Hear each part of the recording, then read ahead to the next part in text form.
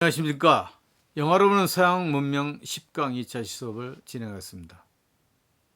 저희들 1차 시수업 때 중세에 대해서 처음부터 상당히 많은 것들을 이야기를 나눴죠. 이제 좀 꼼꼼하게 그 구체적인 내용들을 들어가 볼까 합니다. 여러분이 중세에 대해서 잘 알지를 못하죠. 그래서 중세에 대해서 조금 이번 기회 때 자세히 알았으면 좋겠습니다. 자, 그럼 중세 지도로부터 시작을 할까요? 자, 봉건제도. 중세의 어떤 지도를 이루어졌던 가장 대표적인 요소이죠. 로마 교회는 이제 로마 제국의 뒤를 이어 서양 문명을 통합하는 힘을 갖게 되었지만 방대한 영토를 조직하고 통치할 수 있는 교황에 맞먹는 세속적 권력을 찾아보기는 힘들었습니다. 이때부터 봉건제도 시대 때는 바로 교황이 엄청난 권력을 가지게 됐다는 걸 생각해 보십시오.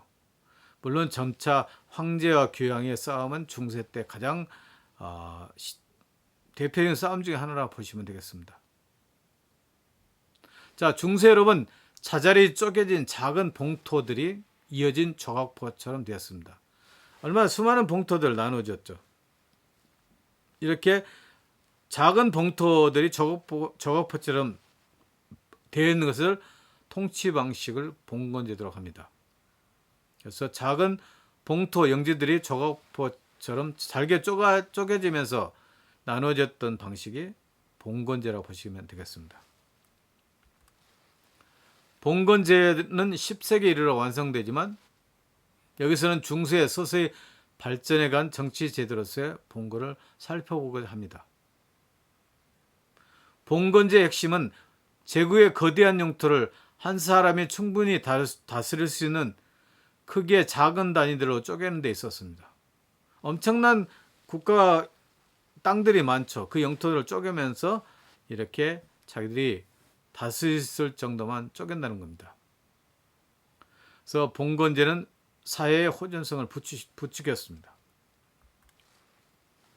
영주들은 자기들끼리 끝없는 다툼을 벌였을 뿐만 아니라 게르마니아와 스칸디나비아에 거주하던 북강 민족들로부터 대규모 침공을 받기 일쑤였습니다. 게르만 민족의 대이동이 로마를 멸망하게 만들었었죠. 그리고 로마 문명은 무너졌지만 많은 왕들은 여러 왕국을 하나로 직결시킬 수 있는 경제력도 군사력도 없었습니다. 그래서 왕들이 얼마나 이 당시에 무기력했다는 것을 알 수 있겠죠. 자, 이제 농노제가 어떤 중세를 이끌어가는 하나의 대표적인 시스템이라고 보시면 되겠죠. 농노제에서 농노와 영주는 그물처럼 복잡한 상호관계로 얽혀 있었습니다.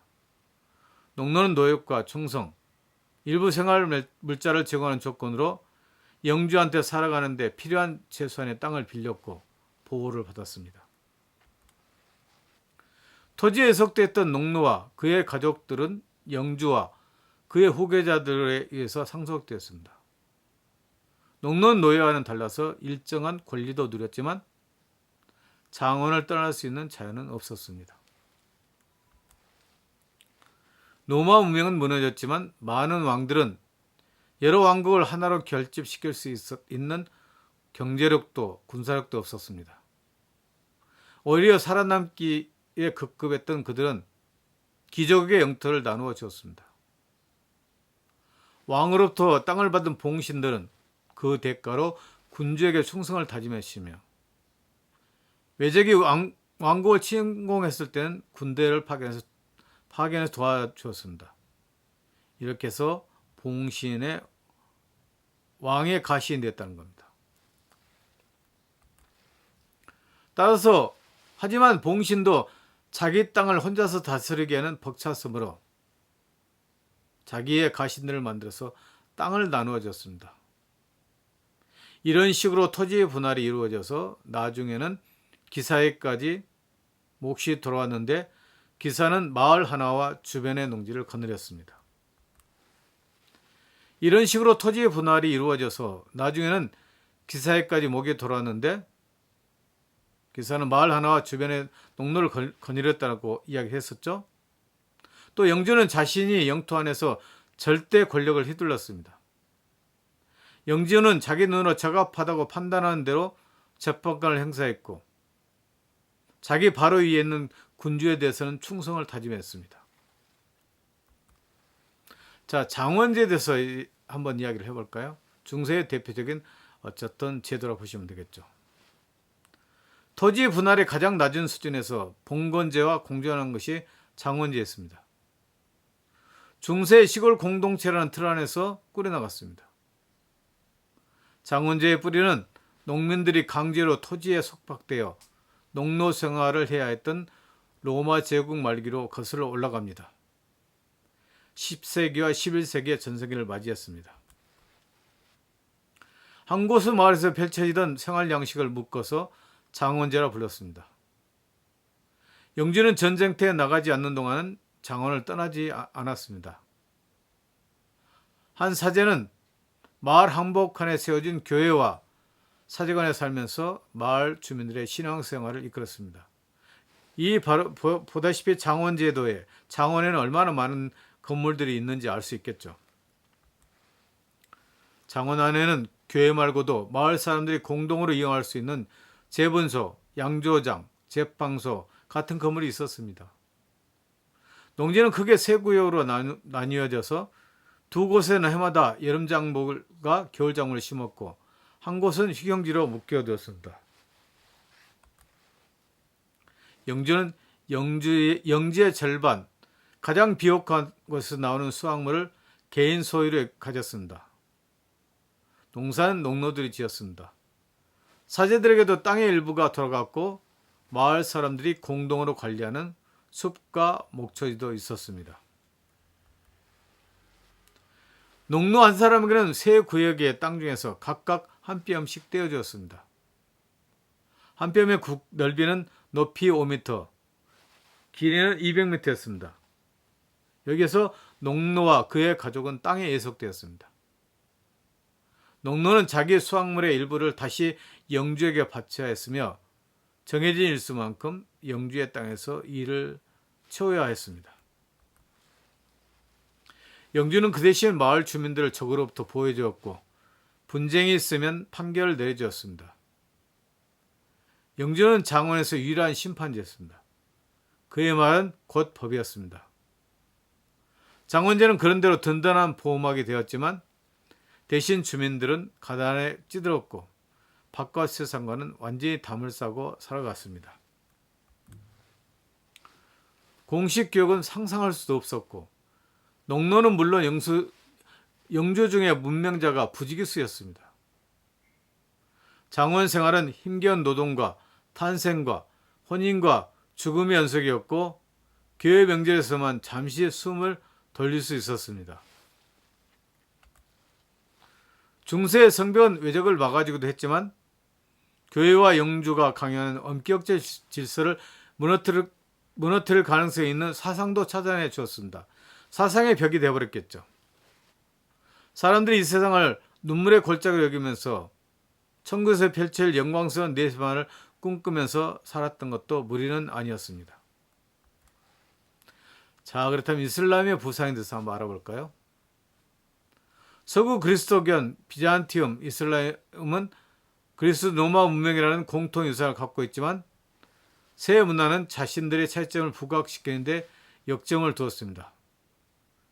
10세가 넘는 오랜 기간 동안 이슬람교도와 그리스도의 관계는 불신과 공포에서 노골적으로 전쟁에 이르기까지 그야말로 다양한 영상으로 전개되었습니다.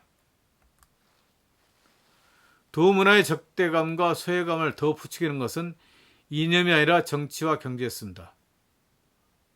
여러 세기 동안 두 문화를 갈등으로 몰아넣는 주 원인은 회계도가 팔레스타인을 차지하고 극동 지방으로 가는 무역로를 장악했기 때문이었습니다. 지금도 팔레스타인, 무역, 석유, 이스라엘의 문제를 놓고 그리스도교권과 이슬람권은 대립을 이루고 있습니다. 이슬람 세력이 큰 일신교 중에서는 가장 후발주자였지만 질풍 같은 교수 확장으로 잃어버린 시간을 만회했습니다. 622년 아라비아 반도에서 출발한 이 호전적 종교는 불과 한 세기도 못 되어 동쪽으로 중국 국경까지 서쪽으로는 북아프리카와 이베리아 반도까지 뻗어나갔습니다. 전성기의 노마 제국보다 더 넓은 지역을 이슬람교는 장악했습니다. 이슬람의 초창기에는 건장한 사람들에게 하나의 의무가 부과되었습니다. 그것은 지하드 곧 성전이었습니다. 모하메트의 후계자를 자처한 칼리프들은 알라 이름을 내걸고 무력 정복을 통해 이단자의 영토를 줄여한다는 강박관념에 빠져 있었습니다. 이슬람교는 모하메트의 가르침을 집대성한 코란과 모하메트의 언행을 기록한 하디트의 바탕을 두고 있습니다. 신자는 오직 알라의 뜻에만 복종해야 합니다.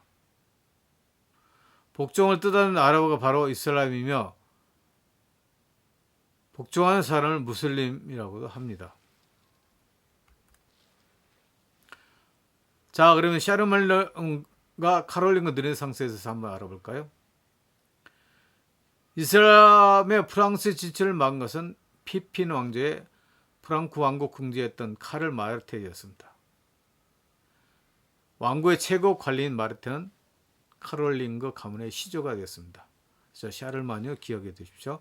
또 카롤링거에 대해서 기억해 주십시오.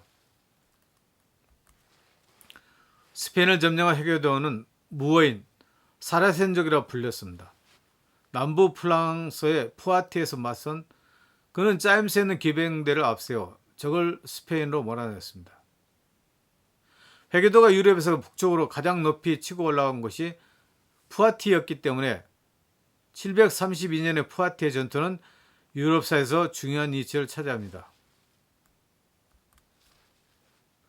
중세 초기에 정치적으로 문화적으로 가장 중요한 시기인 샤르말리의 제위기에 로마의 몰락 이후 침체되었던 유럽의 문화는 모처럼 기기를 켰습니다. 샤르마뉴가 주도한 카롤링거 르네상스는 문명의 빛은 쉽게 꺼지지 않는다는 사실을 입증했습니다. 정치 말고도 샤르말뉴는 학문을 숭상했으므로 유럽 전역에서 학자들을 엑스라 샤펠에 있는 자기의 궁전으로 불러들였습니다. 이 궁전 건축 양식도 유럽 문화에서 중요한 분수령을 이룹니다. 샤르말뉴는 궁정학교를 세우고 요크 신학교에 있던 영국 학자 알쿠인을 초빙하여 책임을 맡겼습니다. 샤르말뉴는 모든 피정복민을 그리스도교로 강제 교정시킴으로써 권력의 강화시켰습니다.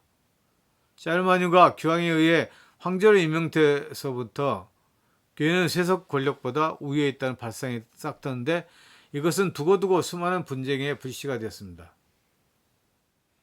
이제 또 유럽의 역사에 대해서 이야기를 좀 할까 합니다. 유럽의 역사는 낙원 회복의 강박증에 빠져 있었습니다. 중세시대 때 가장 또 이슈가 된 것 중 하나는 바로 에덴 동산에서 인간이 추방되었다는 겁니다. 낙원의 역사를 쓴 장 르모리의 주장은 이런 결론을 제시합니다. 서구문화의 핵심에는 원죄의식이 자리잡고 있다. 원죄의식이 자리잡고 있다는 것이 무슨 뜻일까요? 그것은 바로 인간은 누구나 다 원죄를 갖고 태어난다는 이야기입니다. 그렇기 때문에 그 원죄에서 벗어나기 위해서는 구원자가 필요하다는 이야기겠죠. 그래서 여기에 지상낙원의 상실이라는 개념이 긴밀히 연관되어 있습니다. 우리는 잃어버린 지상낙원을 찾고자 하는 열망이 우리 안에 가득 차 있다는 겁니다.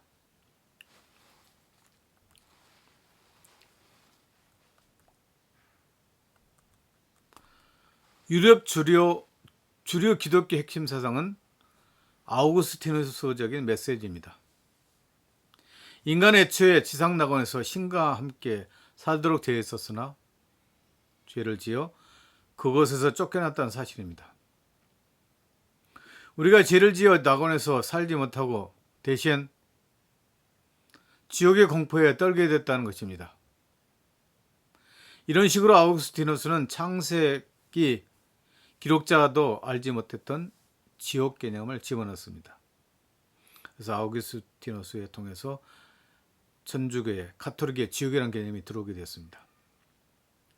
우리가 잃어버린 지상 낙원의 아름다움과 지옥의 고통의 대조가 유럽 문명의 내면에는 이런 강박증이 깔려 있습니다.